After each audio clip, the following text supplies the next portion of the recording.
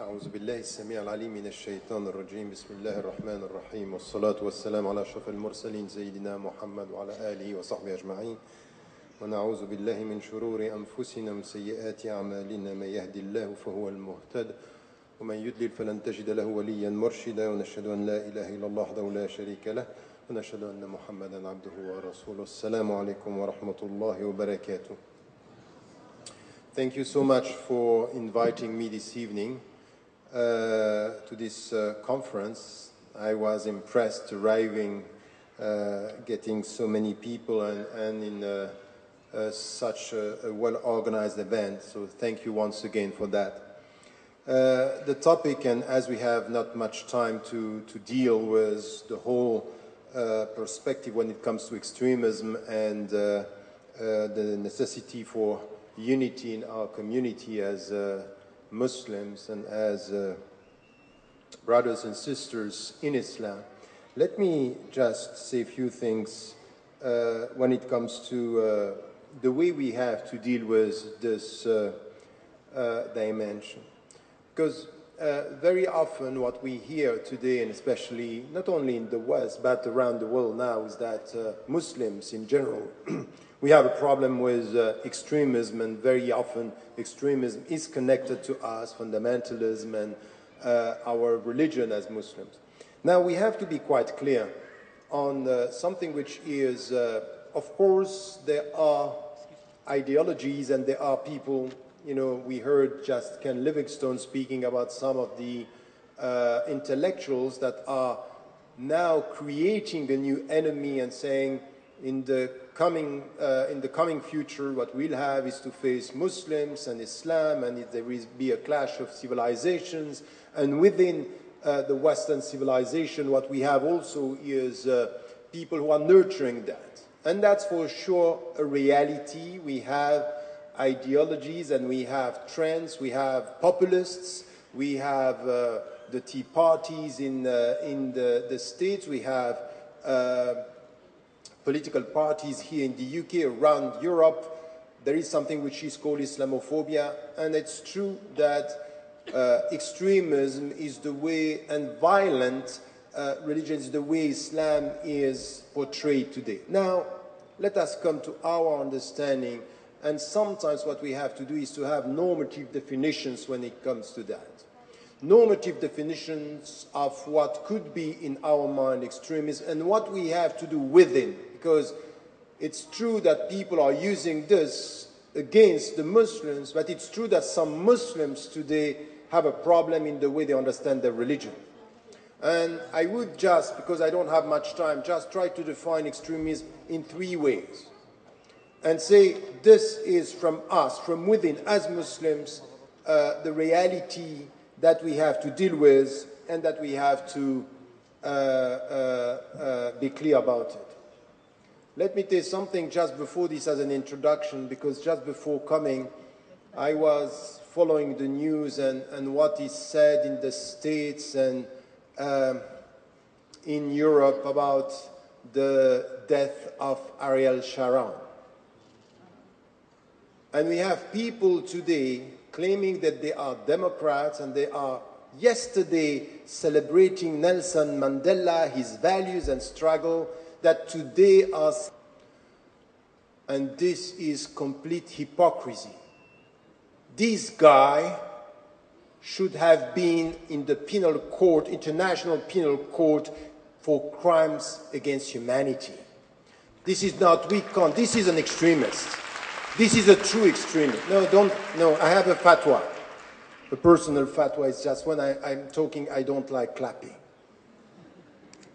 So take it as a fatwa, and as I'm saying, it's not a religious fatwa.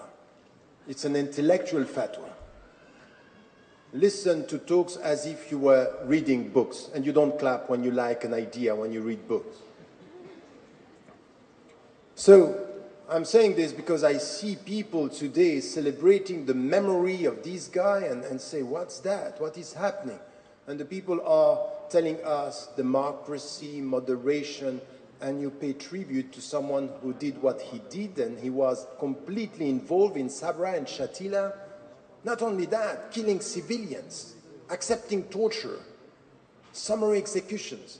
So we have to be clear on who are the extremists, and not only as Muslims to be on the defensive and say, okay, you are apologizing and we want to please the people. No, sometimes we have to be clear when we are facing Zionism and the way they are dealing with people and what was done in the name of this state. We have to be clear. There is something which is called state terrorism, and there is something which is called extremism when we are dealing with people like that. Let us be clear on that. Now we come to ourselves. And I would say three things. I want to define three types of extremism, and we have to deal with that. The first thing is a kind of the arrogant mind. As Muslims, we know that one of the names of Allah is Al-Haq, the truth. And what is clear for us is that we belong to the truth. But truth does not belong to us. So no one has the right as a human being to speak in God's name and to say, this is it because I know it, I am with God. No. You say what you say, and then at the end you add, Wallahu a'lam, Wallahu ahkam, Wallahu a'la. Meaning that I'm doing what I can with my knowledge, so I don't have the truth, I have an opinion, I'm trying to get close to the truth, but I'm not speaking in God's name, judging the people and deciding now who is going to go to hell and who is going to go to paradise. You know why? Because no one knows here if he or she is going to paradise. Just come and tell me, I'm going. You can't. So when we are dealing with opinions, the extremists sometimes have an arrogant mind, and they speak as Muslims as if they knew, as if they have the final word, the final understanding, because they are so knowledgeable or because they think Islam is the truth, so I am with the truth, so I'm right. No, Islam is the truth, you are with the truth, but you can be wrong. So extremism is to look at the world in this arrogant state of mind, mindset, which is not acceptable from an Islamic viewpoint.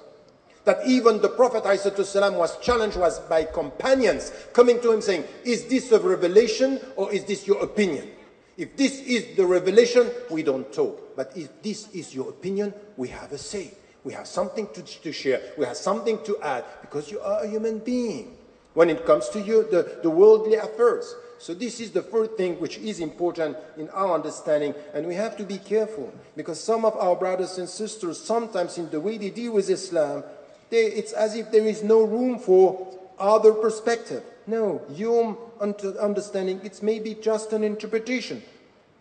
There are things that are qat'i, when we say praying is praying, that al-aqidah, these are things that are important, that there is only one God is not disputable. Now, many things in our life have to do with interpretation. So the arrogant mind is one dimension. The second is also something which is problematic, is the dogmatic mind.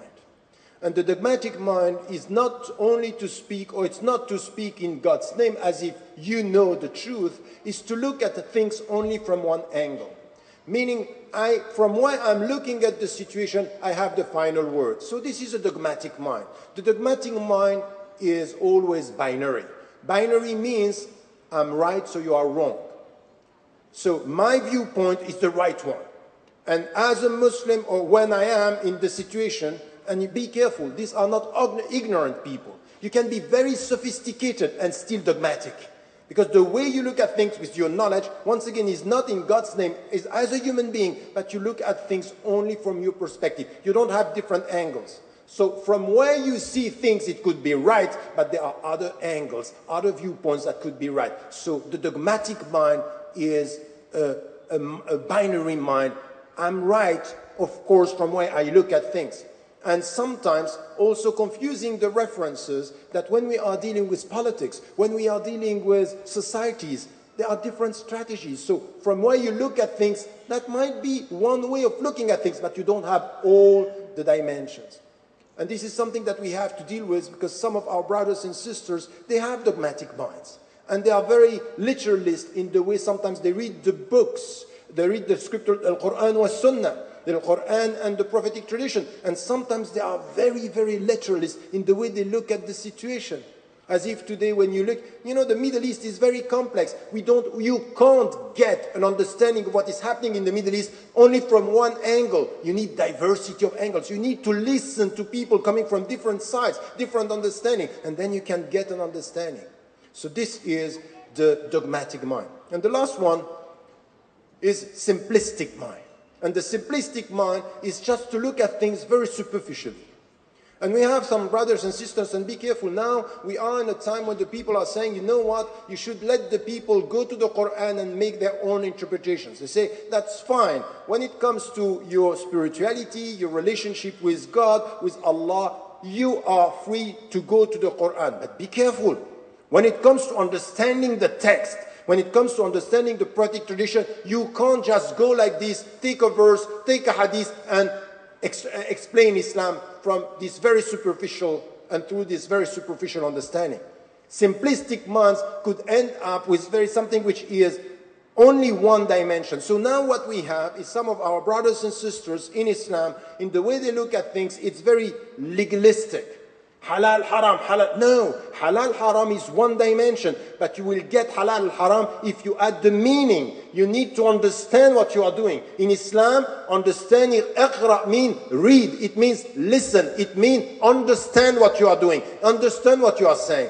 Understanding it's important. So it's not only legal. It's not halal, haram. You need to add the meaning. And then you need to understand the objectives. Why do you do this? Even Allah, when He is talking about praying in the Quran, said, وَأَقِمِ الصَّلَاةَ لِذِكْرِ. You pray to remember me. It means there are objectives. There are causes and reasons. And there are meanings. Not only rules. Not only judgment. So not having the whole understanding that some of our brothers and sisters, after 2 weeks, they come to you and they can tell you halal, haram, kafir. You say, come on, who are you? What is this very superficial understanding of Islam? This is dogmatic, this is arrogant sometimes, and sometimes it's completely simplistic. In Islam, all these minds have to be reformed, and we have to understand our religion with avoiding arrogance. It means humility, avoiding the arrogance versus modesty and humility. The second mind is dogmatic, is to be open, because in Islam there is an accepted diversity. And the third one is knowledge versus simplistic mind. Having said that, now in our Islam, we always refer, and I will come to my conclusion with this, we always refer to one of the verses. One of the verses who are telling us from the very beginning that we have to follow the middle path. وَكَذَلِكَ جَعَلْنَاكُمْ أُمَّةً وَسَطًا لِتَكُونُوا شُهَدَاءَ عَلَى النَّاسِ. We made you the nation of the middle path. And we are sometimes translating this by moderation versus extremism. Extremism, no simplicity, no simplistic. Yes for simplicity, but not for simplism. You have to avoid arrogance, and you have to avoid the dogmatic mind. You have to come with a deep understanding of your religion. Having said that, what is important from what is this middle path? Because you can think that I am in the middle path, and you can come to the middle path with a simplistic mind, and you can come to the middle path with a dogmatic mind, and you can come to the middle path as an arrogant mind.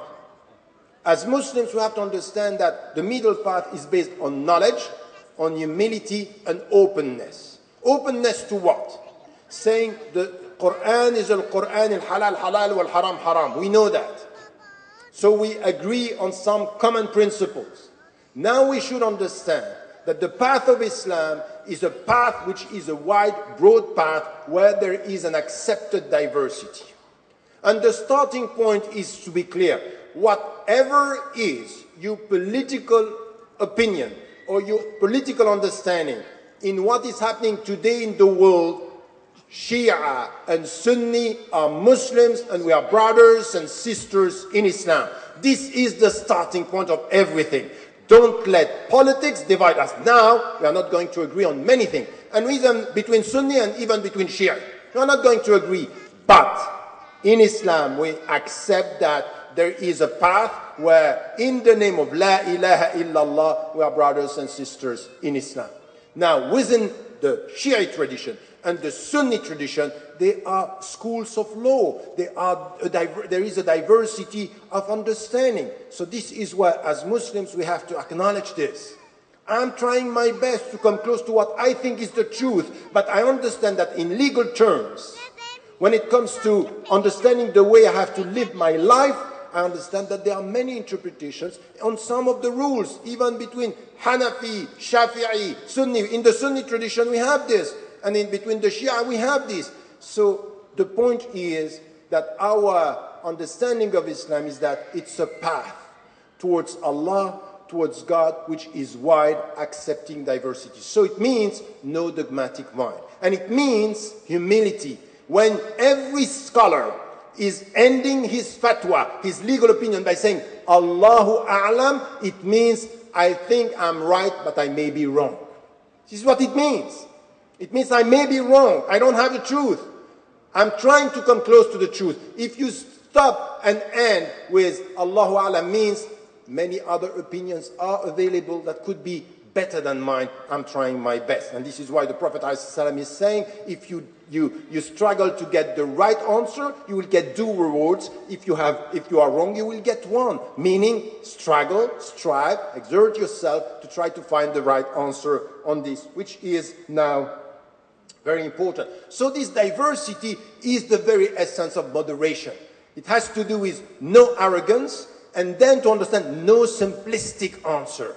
Try to get the complexity of the message, because the complexity of the message, for example, even if you have to deal with one legal opinion in Islam, there is no way you can get the legal opinion if you don't put this in perspective in history. Why? Because the Quran was revealed over 23 years. So you need to get this. And now you get the asbab al-nuzul, the reasons for the revelation. So you get different interpretations. So it's complex. And as it is complex, it needs knowledge. And as it needs knowledge, no simplistic mind. And no arrogance, humility, and then openness to others. So get me right now. Unity in Islam will be always against trying to get uniformity. Unity is not uniformity. Unity, and the strength of unity is accepting diversity and being respectful towards other opinions. So the power of unity is based, and the foundations of this unity is managing diversity. If you don't manage diversity, you are going to be the victim of divisions. Divisions is a non-managed diversity.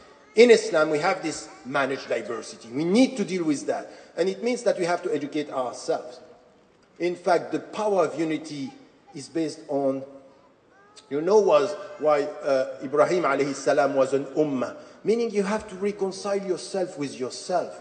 And this reconciliation with yourself is all based on a spiritual struggle. And the spiritual struggle is, I'm trying my best, is to manage. The problem is the ego. When you have a strong ego, it's very difficult to listen to others. So the first dimension is manage your ego, control your ego, master your ego. Imsik alayka lisanak, check your tongue, be careful with what you say. And this struggle towards humility is the starting point of managing diversity and getting strong unity. Managing diversity, getting strong unity. And the last 2 things that I wanted to say here is that even with our principles, we have to be clear in our principles, but we should not confuse principles and models in history. We have strategies, and we may have religious diversity when it comes to the way we implement the rules.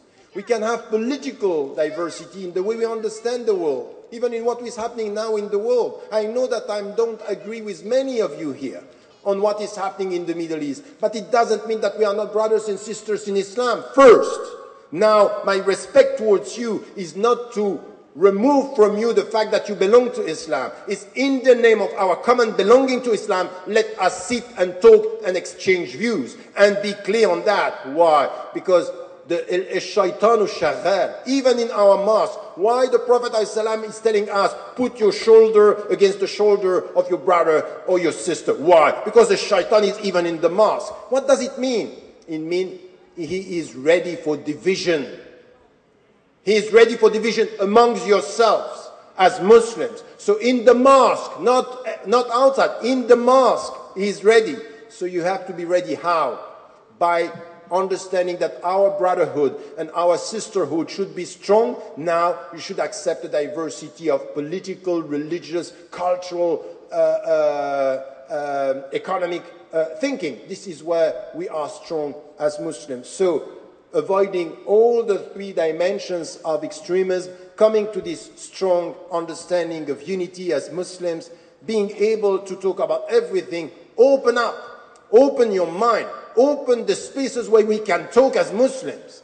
It's not imposing unity, is not unity, it's imposition, it's dictatorship. That's not going to work. It was never the way of the Prophet ﷺ. All the companions around the Prophet ﷺ, they were able to express themselves. So let the people express, but let us be clear.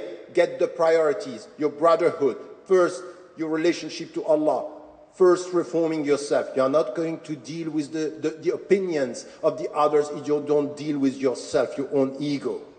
Because dealing with, arrogance, the starting point is this. It's the ego. So then you come to this understanding as Muslims. And let me say something. We are, and this is my conclusion, we are facing very difficult time. I think that for the first time in history, it's at that level, international, global level, that we might be divided on the basis of Shia and Sunni. For the first time in my life, I saw scholars that I was respecting, and I'm still respecting them for many, many things, but on this, I see them going very far in rejecting on both sides. Between Shia and Sunni, Sunni and Shia, it's dangerous. It's very dangerous. And we have to be very clear. This is where we are going to be divided, and this is where we are going to be very weak. And we know that. The best is divide and rule, and what is happening in the Middle East now is unsettled, scattered, no unity, a perception that we are against each other. We have to be very careful. Doesn't mean that we have to be all agreeing on what is happening, but we have to at least not to reject each other and to accept that we are all Muslims and in fact that we have common enemies. Yes, we have common enemies. We have a state in the Middle East that is playing and now taking advantage of what is happening. Of course we know that. And we know that there are forces that are ready to divide us. So we have to be a bit clever on that, a bit aware of what is happening, with a kind of understanding. So this political awareness, it's important. So spiritual strength, intellectual openness, and political understanding are things that are required by Muslims. And let me tell you something, and I end this. You are very happy listening to Ken Livingstone saying that Muslims, they feel British. Let me tell you something. That's fine. Feel British. I want you to feel human beings. I want you to get out of this victim mentality, thinking it's happening there and we have no responsibility here. The struggle starts here. If with our freedom, with our knowledge, with our means, we are not ready to struggle for a strong unity based on openness, accepted diversity, and to be courageous enough to say to some governments, to say to some scholars, we are sorry, what you are doing is not right. If we are not committed as citizens, there is no way for you just to sit down and say, you know what, I'm British. So what?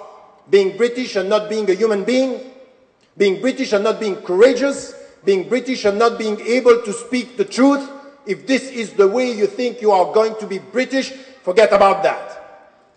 Forget about that, because you have to be two things. British fully, Muslim fully, and a human being. Means courageous. Speak the truth and be with your brothers and sisters with humility, with open-mindedness, and with struggling for justice every day of our life.